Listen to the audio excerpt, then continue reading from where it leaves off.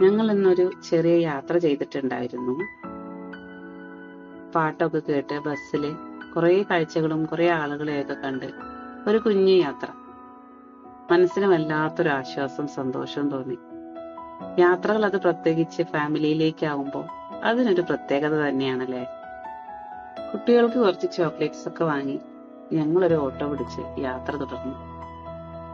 യാത്രകൾ അത് ഫാമിലിയിലേക്കാവുമ്പോൾ അതിനൊരു പ്രത്യേക സുഖമാണല്ലേ.